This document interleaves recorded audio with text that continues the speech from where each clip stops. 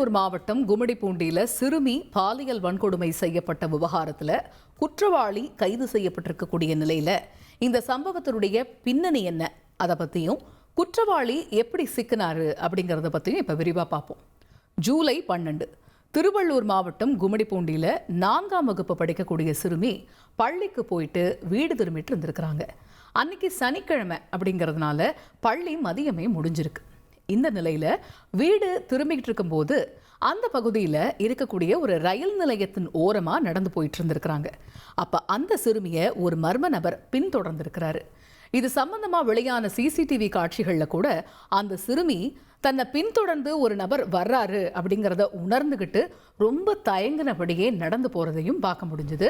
ஒரு கட்டத்துல சிறுமி கொஞ்சம் வேகமா நடக்க ஆரம்பிக்க பின்தொடர்ந்து போன நபரும் வேகமா போய் அந்த சிறுமிக்கு பக்கத்துல போய் வலுக்கட்டாயமா அந்த சிறுமியை தூக்கிட்டு அருகில் இருந்த ஆளரவமற்ற பகுதியில பாலியல் வன்கொடுமை நடத்தப்பட்டிருக்கு. இந்த நிலையில முதல்ல கும்மிடிப்பூண்டி அரசு மருத்துவமனையில அனுமதிக்கப்பட்ட சிறுமி அதுக்கப்புறமா பொன்னேரி மருத்துவமனையிலையும் அனுமதிக்கப்பட்டு சிகிச்சையும் அளிக்கப்பட்டிருக்கு. இந்த சம்பவம் நடந்த அன்னைக்கு ஆரம்பாக்கம் காவல் நிலையத்துல புகாரும் கொடுக்கப்பட்டிருக்கு. இந்த நிலையில இந்த சம்பவத்துல ஈடுபட்ட குற்றவாளியை பிடிக்கிறது அவ்வளவு சுலபமா காவல்துறைக்கு அமையல.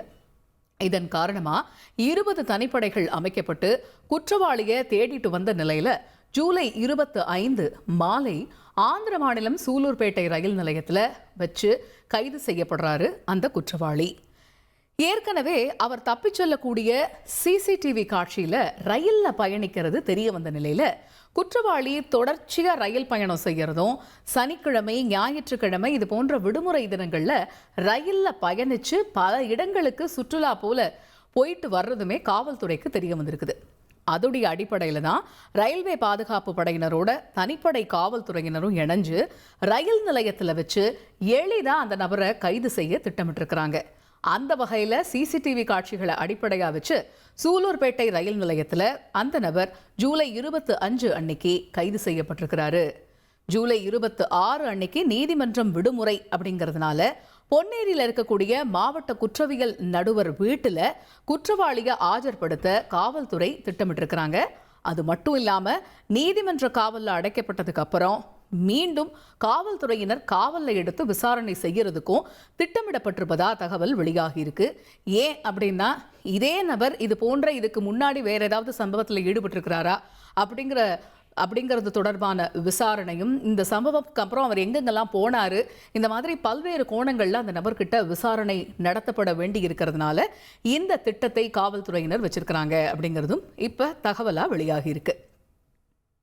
இந்த நிலையில கும்மிடிப்பூண்டி சிறுமி பாலியல் வன்கொடுமை சம்பவத்துல தன்னுடைய மகளுக்கு நடந்தது மாதிரி வேற யாருக்குமே நடந்துடக்கூடாது அப்படின்னும் குற்றவாளிக்கு தூக்கு தண்டனை விதிக்கணும் அப்படின்னும் பாதிக்கப்பட்ட சிறுமியினுடைய தாயார் தந்தி டிவிக்கு அளித்திருக்கக்கூடிய பேட்டியில ரொம்பவே ஆவேசத்தோட தெரிவிச்சிருக்காங்க.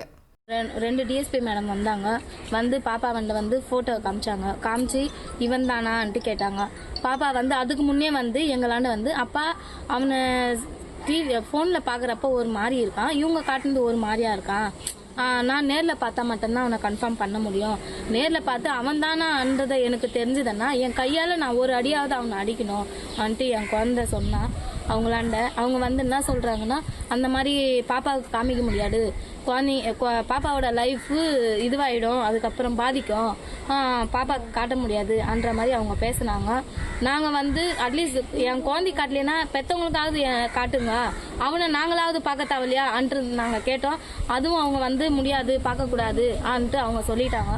இந்த அளவுக்கு கொடூரம் பிடிச்சவன் என் பிள்ளைக்கு இந்த அளவுக்கு பண்ணவன் ஒரு காட்டு மிருகம், அவனை நாங்கள் பார்க்கக்கூடாதா, அவனை நாங்கள் பார்த்து எங்களோட மனசு ஆறுதலாவது நாங்கள் பற்றிக்கூடாதா, அவனை பிடிச்சாங்கன்றது தெரியுது, ஆனால் அவனா இல்லையான்றது இது வரைக்கும் கன்ஃபார்ம் ஆகலை. என்னோட குழந்தை பார்த்து கன்ஃபார்ம் பண்ணலை, பிடிச்சிட்டோம் இவன் தானே ஆன்ட்டு ஃபோட்டோ மட்டும் காட்டினாங்க, இவன் தான் ஆன்ட்டு என்னோட குழந்தை சொல்லினா.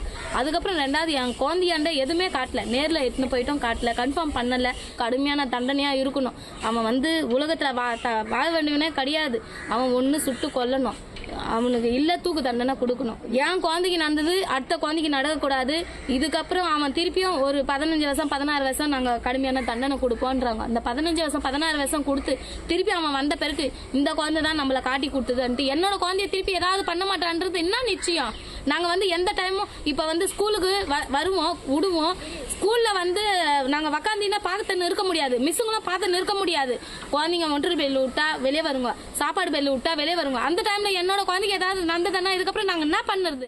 ரொம்ப ஆதங்கத்தோடையும் கவலையோடையும் அந்த சிறுமியினுடைய தாய் பேசுறத பார்த்தோம். அந்த நபருடைய புகைப்படத்தை சிறுமிகிட்ட காமிச்சு இவருதானா அப்படின்னு உறுதிப்படுத்தப்பட்டிருக்கு அப்படிங்கிற ஒரு தகவலுமே இப்போ இருக்கக்கூடிய சூழலில் இந்த விவகாரத்தில் அடுத்தடுத்த நடவடிக்கை என்ன எடுக்கப்பட இருக்கு அப்படிங்கிறத நம்ம பொறுத்திருந்து பார்க்க வேண்டியதாக இருக்கு. இந்த நிலையில பொது இடங்களில் தமிழக அரசு அந்தந்த பகுதிகளில் சிசிடிவி கேமராக்களை பொருத்தி சந்தேகத்திற்கு இடமான நபர்களை கண்காணிக்கணும் அப்படின்னும், கும்மிடிப்பூண்டி சிறுமி பாலியல் வன்கொடுமை சம்பவத்தில் போலீசாருடைய விசாரணைக்கு ரொம்பவே உறுதுணையா இருந்த பெட்டிக்கடை உரிமையாளர் மனோஜ் தந்தி டிவிக்கு கொடுத்திருக்கக்கூடிய பேட்டியில வேண்டுகோளை முன் வச்சிருக்கிறாரு. வணக்கம். நான் இங்கே அந்த குழந்தை பாலியல் துன்புறுத்தலுக்கு ஆளான அந்த குழந்தையுடைய அருகாமையில் இருக்கிற ஒரு நபர் பேசுகிறேன். இங்கே இருக்கிற கடை நம்பர் தான், இந்த கடையில் இருக்கிற அந்த சிசிடிவி ஃபுட்டேஜ் வச்சு தான் இவ்வளோ தூரத்துக்கு இந்த விசாரணை போச்சு. விரைஞ்சு நடவடிக்கை எடுத்த காவல்துறைக்கு உடனே பலன் கிடைக்கலனாலும் ஒரு 2 வாரத்தில் பலன் கிடைச்சிது. அதனால் காவல்துறை நடவடிக்கை நன்றி.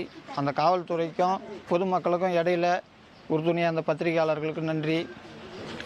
இதுக்காக செயல்பட்ட ஒரு சில கட்சி நிர்வாகிகளுக்கும் நன்றி. எல்லாருமே போராடினாங்க, இந்த குழந்தைக்காக ஒரு நீதி கிடைக்கணும், நியாயம் கிடைக்கணும்னு போராடின அனைவருக்கும் நன்றி. பொது இடத்துல அரசாங்கம் இதை ஒரு முன்னுதாரணமாக எடுத்து அங்கங்கே சிசிடிவி கேமரா வச்சு சந்தேக நபர்கள் நடமாறதை காவல்துறை மூலமா அப்பப்போ கண்காணிக்கணும். அப்போது குற்றம் குறையிறதுக்கு வாய்ப்பு இருக்குதுன்றது என்னுடைய கருத்து. அதனால் அங்கங்கே இருக்கிற பொதுமக்களும் கேமரா வைக்க முயற்சி செய்யணும். அரசாங்கமும் ஒரு சில இடத்துலலாம் எங்கெங்கெல்லாம் பாதுகாப்பு இல்லை, எங்கெல்லாம் மக்கள் விரோதமான நடவடிக்கை செயல்கள் நடக்குதோ அங்கெல்லாம் கேமரா வைக்கணும்னு தாழ்மையோடு கேட்டுக்கிறேன். என்னுடைய தனிப்பட்ட கருத்து என்னென்னா, இப்படிப்பட்ட ஒரு ஜீவராசி இந்த பூமியில் வாழ்கிறதுக்கு, இந்த உலகத்தில் இருக்கிறதுக்கே தகுதியற்றவன். அவனை உடனடியாக மரண தண்டனை கொடுத்து அவனை மேலோகத்துக்கு அமிச்சிட்டா சந்தோஷப்படுவேன். அவன் கோர்ட்டு மூலிமா கூட்டின்னு போய்ட்டு ஜெயிலில் வச்சு அவனுக்கு 3 வேளை சாப்பாடு போட்டு அவனை பராமரிக்கிறதெல்லாம் தேவையில்லாத விஷயம். அவனால் சமுதாயத்துக்கு எந்த நல்லதும் நடக்க போகிறதும் கிடையாது. அவனால் அவன் வீட்டுக்கும் எந்த பிரயோஜனமும் கிடையாது. அப்படிப்பட்ட ஒரு ஜீவராசி இந்த பூமியில் வாழ்ந்து என்ன பிரயோஜனம்? அதுக்கு அவனுக்கு உடனடியாக மரண தண்டனை கொடுத்து இந்த உலகத்துலேயும் இந்த பூமியில் எங்கேயுமே இல்லாத மாதிரி அவனை அழிச்சிடுறது நான் ரொம்ப ரொம்ப ஆசைப்படுறேன். நடக்கணும்னு கடவுளை வேண்டிக்கிறேன். ஒட்டுமொத்த தமிழகத்தையுமே உலுக்கி இருக்கக்கூடிய இந்த கும்மிடிப்பூண்டி சிறுமி பாலியல் வழக்கு தொடர்பாக இந்த சம்பவத்தில் ஈடுபட்ட நபர் ஒரு 12 நாள் இடைவேளைக்கு அப்புறமா கைது செய்யப்பட்டிருக்கிறாரு. தொடர்ந்து காவல்துறைக்கு போக்கு காட்டிட்டு வந்திருக்கக்கூடிய சூழலில் பல திட்டமிடல்களோடு 20 தனிப்படைகள் அமைச்சு அந்த நபரை கைது செய்திருக்கிறது காவல்துறை. இனி அடுத்தடுத்த கட்டங்களில் என்ன விதமான நடவடிக்கை எடுக்கப்பட இருக்கு அப்படிங்கிறத பின்வரும் நாட்களில் நம்ம விரிவாக தெரிஞ்சுக்கலாம். அதிமுக்கிய விவரங்களை அனைவருக்கும் புரிய வைக்கும் பாட்காஸ்ட். தவிர்க்க முடியாத முதல் மக்கள் வளைகுடா நாடுகள் பிரான்சிஸுக்கு சம்பவங்களை தேடி களத்திற்கே உங்களை அழைத்து செல்லும் ஸ்பாட்லைட். அங்க இருக்கக்கூடிய கள விவரங்கள் என்ன? அமலாக்கத்துறை கடந்த 5 வருஷமாவே சார் எனக்கு ரொம்ப பிடிக்கும் அவர் வர்றதுக்காக. எங்களுடைய நியாயமான கோரிக்கை even at the cost of stopping பார்வையாளர்களையும் செய்திக்குள் பங்கெடுக்க செய்யும் மக்கள் குரல். 50 ரூபாய் எங்களுக்கு தண்ணிக்கு ஒரு தீர்வே இல்லங்க 10 வருஷமா. எங்களுக்கு சரியான ஒரு விடிவு கிடைக்கவில்லை. 60,000 ஏக்கருக்கு தான் கேக்குறோம், பிச்சை கேக்குறாங்க. புத்தம் புதிதாக வித்தியாசமாக ஹெலிகாப்டர்களின் உதவி என்ன படிக்கலாம்ன்றதுல பேரண்ட்ஸும் என்கரேஜ் பண்ணணும், ஸ்டூடெண்ட்ஸும் தேர்வு செஞ்சு.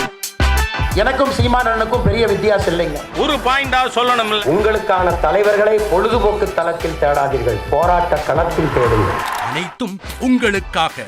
எப்போதும் இணைந்திருங்கள் தந்தி டிவியுடன்.